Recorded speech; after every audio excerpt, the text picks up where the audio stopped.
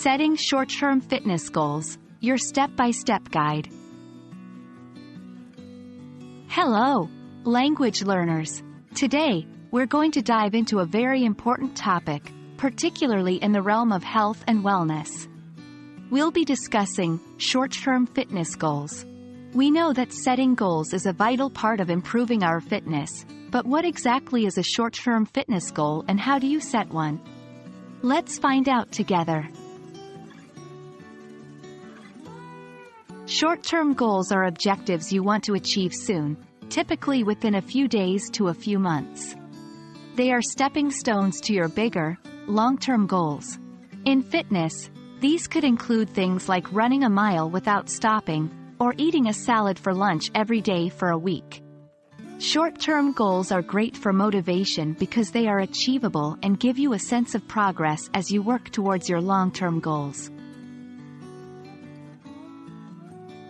When setting your short-term fitness goals, remember the SMART framework. This stands for specific, measurable, achievable, relevant, and time-bound. Specific: be clear about what you want to achieve. Instead of, "I want to run more," say, "I want to run a mile."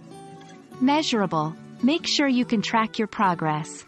Instead of, "I want to eat healthier," say, "I want to eat a salad for lunch every day." Achievable: your goal should be challenging, but still possible to accomplish.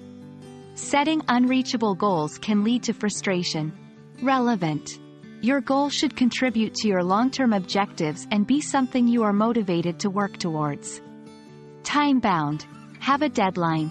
This creates a sense of urgency and can spur you into action. Here are some examples of short-term fitness goals to help you get started. 1.